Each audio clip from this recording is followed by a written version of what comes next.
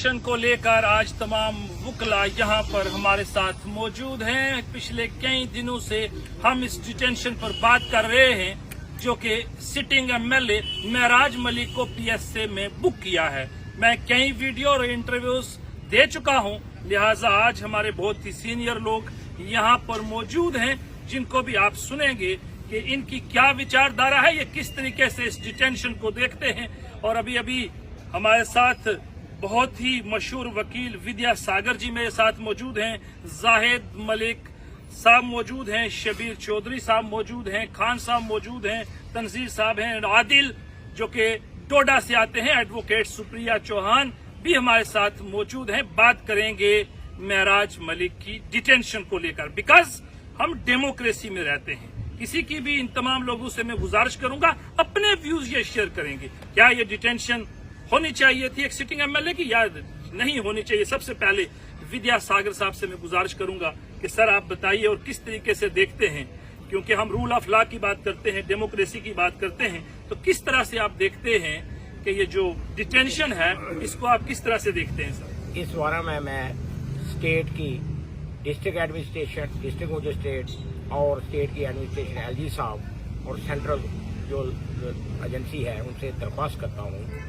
कि ये जो पीएसए लगाया है जी, without holding the preliminary inquiry on the charges so framed, इसको रिव्यू किया जाए और 12 दिन के अंदर अंदर इसका प्रोविजन है डिस्ट्रिक्ट मजिस्ट्रेट इसको रिवोक कर सकता है और वो जो है रिवोक किया जाए, क्योंकि एक एमएलए एमपी लोगों का चुना हुआ नुमाइंदा इसलिए रखा जाता है कि जॉइंटली वो लोगों के मसाइल को आगे हाईलाइट करे। अगर उसको इस बारा में अगर ये डर पड़ गया कि मैं अगर बोलूंगा तो मुझे अरेस्ट कर देंगे, तो फिर ये डेमोक्रेसी खत्म ही होगी। Power of the people, power for the people and power by the people, ये बिल्कुल खत्म होगी, इसका कोई सवाल ही नहीं होता। तो मेरी ये गुजारिश है दोबारा डिस्ट्रिक्ट एडमिनिस्ट्रेशन, डिस्ट्रिक्ट मजिस्ट्रेट से, स्टेट एडमिनिस्ट्रेशन एलजी साहब और श्री मनोज सिन्हा साहब और जो हमारे अमित शाह जी हैं जो honourable home minister of India, कि इसकी डिटेल इंक्वायरी करके जल्द से जल्द पीएसए जो है 12 दिनों के अंदर अंदर रिवोक किया जाए, ताकि लोगों को ये पता चले कि डेमोक्रेसी में कोई रूल है, लॉ है। तो बाकी अगर हम तो कह ही सकते हैं, करना तो उन्होंने है। मेरे ख्याल में इसमें कोई इंक्वायरी नहीं होल्ड हुई है।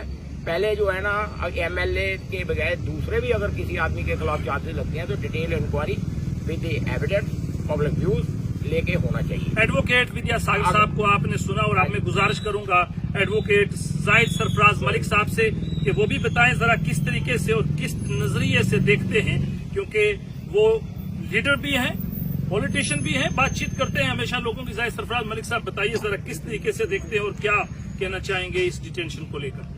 सागर साहब हमारे सीनियर हैं, इन्होंने लीगल व्यू आपको बताया कि भाई किस तरीके से आप जो है पीएसए के बारे में जो अभी इन्होंने बताया उसको रिव्यू करने की बात भी की। मैं ये कहना चाहता हूँ कि हिंदुस्तान जो है डेमोक्रेसी इसका कहना है, हमारी जमहूरियत जो है ये हिंदुस्तान जो है दुनिया में ये एक मिसाल है और दुनिया का सबसे बड़ा इंस्टीट्यूशन अगर डेमोक्रेसी का है वो हमारा मुल्क है। बिल्कुल ठीक। और हमारे मुल्क से दुनिया डेमोक्रेसी के बारे में बहुत सारी चीजें आज की लेटेस्ट जो नई डेमोक्रेसीज हैं ये जो आई हैं ये सीखती हैं इस इंस्टीट्यूशन से, क्योंकि हिंदुस्तान जो है भिन्न भिन्न मजमू से, बहुत सारे मजमू का मजमुआ है, बहुत सारी रिलीजन्स का मजमुआ है, बहुत सारे कल्चरल डिफरेंट टाइप के कल्चर्स हैं, हमारे लैंग्वेजेस हैं हमारी।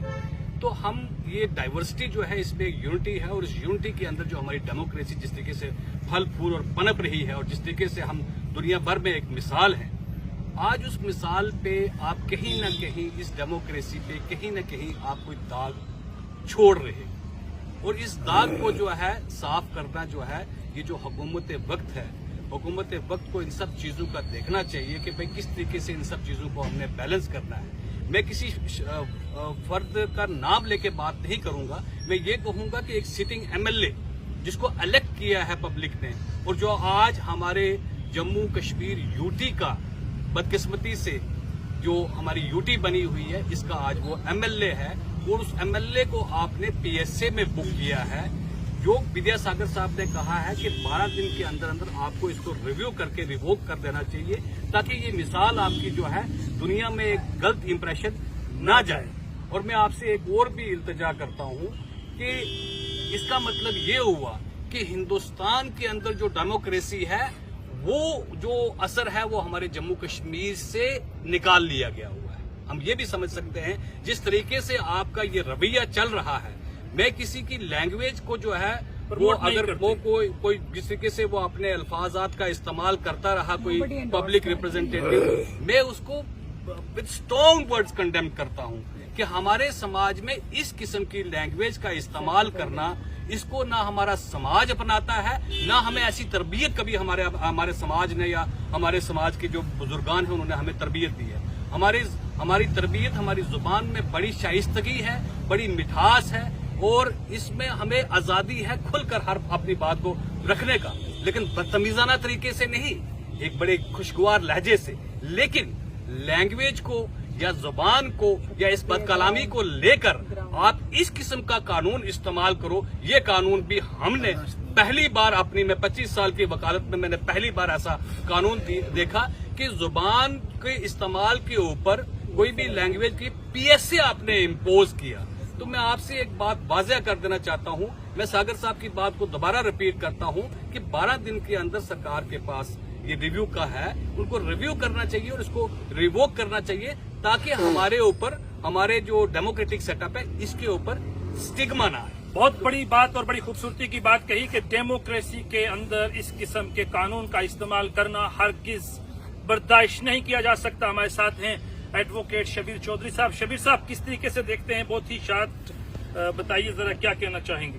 हम पुरजोर मजम्मत करते हैं इसकी, जो महराज मलिक को जो सिटिंग MLA उसको डिटेन किया अंडर PSC, और सरकार को फौरी इसको रिव्यू करना चाहिए और रिव्यू करके रिलीज करना चाहिए उसको, और ये अरेस्ट खत्म करनी चाहिए। उसके कभी मैंने उसकी तकरीरों या उसके मुंह से मैंने कोई देशद्रोही का लफ्ज नहीं सुना, जो वीडियोस मैंने देखी हैं। और अफसरों के साथ ये करना कि वो डेवलपमेंट होनी चाहिए, ये डेवलपमेंट होनी चाहिए, लोगों के लिए कर रहा था, और अगर MLA का बहस नहीं करेगा तो कौन करेगा? कौन करेगा? बहुत अच्छा। वो कौन करेगा? लिहाजा हम सब उसकी डिटेंशन की मजम्मत करते हैं और एडमिनिस्ट्रेशन से ये कहते हैं कि भाई फौरी उसको रिलीज किया जाए। आखिर जमहूरियत का तकाजा है, जमहूरियत का कत्ल हरगिज बर्दाश्त नहीं हो सकता डेमोक्रेसी में। हरगिज बर्दाश्त नहीं हो सकेगा। क्योंकि एडवोकेट सुप्रिया सिंह चौहान जी हैं। सुप्रिया जी, आप तमाम मुद्दों के ऊपर नजर रखती हैं, किस तरीके से देखती हैं महराज मलिक की डिटेंशन को? देखिए, मैं ये समझती हूँ कि हमको कोई भी मीडिया ट्रायल नहीं कर रही है, टोटली एक लीगल इशू है, और लीगल इशू को अदालत आलिया में मुझे पता है जिस दिन भी ये आएगा डिटेंशन रिकॉर्ड के साथ, जब भी पिटीशन दायर होगा, वो एक अलग बात है। लेकिन आप किसी की बद जुबान की वजह से, देखिए, आई ऑल्सो डोंट एंडोर्स, मेरे को जो जाहिद साहब ने बोला मैं बिल्कुल एंडोर्स करती हूँ कि पब्लिक कंडक्ट बहुत मायने रखता है, और ये न्यू नॉर्म आ चुका है कि हर पॉलिटिशियन को मिसबिहेव करके ही काम करवाना है। आई कंडेम दिस, लेकिन एक जुबान की वजह से आप PS से स्लैप नहीं कर सकते। उसके लिए रूल ऑफ लॉ को स्थापित करना है, और रूल ऑफ लॉ को स्थापित करने के लिए आप जानते हैं कि ये जो अदालत आलिया है, जो बड़े बड़े न्यायाधीश बैठे हैं, और जो हम लोग हैं इंजीनियर्स ऑफ सोसाइटी, हमारा फर्ज है कि जब भी रूल ऑफ लॉ के ऊपर कहीं पे भी उंगली उठे तो हमें बोलना है। युवा नेता हैं और डोडा से ही ताल्लुक रखते हैं। डोडा में इंटरनेट सर्विसेज आदिल जी बंद कर दी गई हैं। मुझे बहुत सारे टेलीफोन मैंने डोडा से रिसीव किए हैं, वहां पर इंटरनेट सर्विसेज को सस्पेंड किया गया है।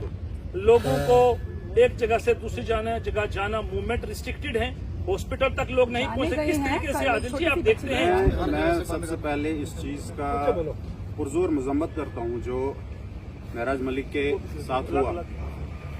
दूसरी चीज ये कि मुझे लगता है शायद DC साहब ने PSA जो एक्ट है वो पढ़ा नहीं था, उन्होंने पढ़े बगैर ही ये चीज जो है लागू की। जहां पे पब्लिक सेफ्टी की बात की जा रही है, अभी जो है पब्लिक रोडों में है, उसी अपने इलेक्टेड रिप्रेजेंटेटिव के लिए।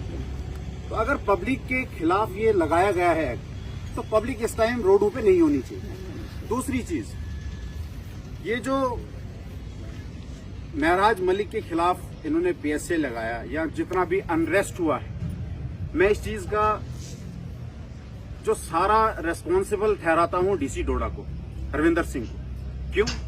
उनकी वजह से ये सारा रेस्ट हुआ। इस टाइम पूरा डीसी पूरा डिस्ट्रिक्ट डोडा, अर्स्टवाइल डिस्ट्रिक्ट डोडा, जिसमें भलेसा हो, गुंदो हो, जितना भी एरिया है, वो सारा अभी अंडर कर्फ्यू है और अनरेस्ट है।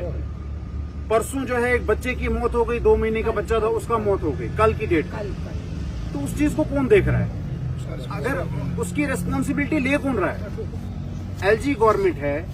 हमें उम्मीद है कि एलजी गवर्नमेंट कुछ न कुछ जो है इसको देखेगी। रिप्रेजेंटेशन जो है वो जाएगी एलजी साहब को, हायर अथॉरिटीज को, और हमें उम्मीद है कि इसको रिवोक किया जाएगा। और हम डिमांड भी करते हैं कि इस अनरेस्ट को अगर आपने खत्म करना है तो इस चीज को आपको देखना पड़ेगा। एमएलए महराज को वहां से निकालना पड़ेगा और लोगों के हवाले करना पड़ेगा। ये आपने सुना आदिल भट्ट को, जो कि डिस्ट्रिक्ट डोडा से ताल्लुक रखते हैं, हमारे साथ मौजूद थे।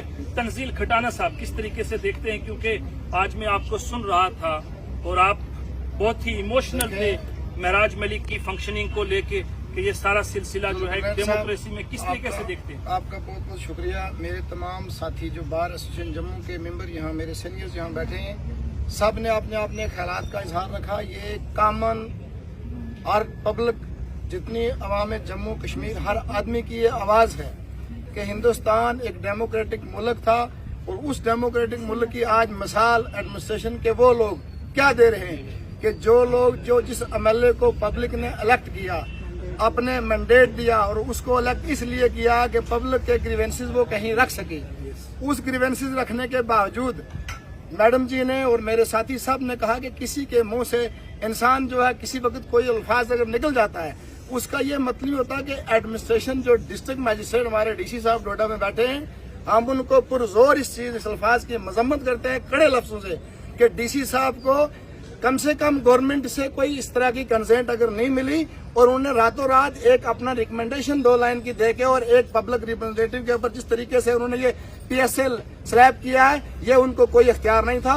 और सरासर इसको हम अपने कड़े अल्फाज से मजम्मत करते हैं कि इसका एक प्रोविजन है उनके पास कि विद इन 12 डेज, जिस तरह से सर ने ये पहले ही कह चुके हैं, इसको वो रिव्यू कर सकते हैं और उनको करना भी चाहिए। अगर डिस्ट्रिक्ट मजिस्ट्रेट डोडा अगर पब्लिक के लिए वहां बैठे हैं तो फिर पब्लिक का हाल इस वक्त देख लेंगे, पूरे डोडा में नहीं बल्कि पूरे जम्मू कश्मीर में नेशनल लेवल के ऊपर ये इशू बन गया है।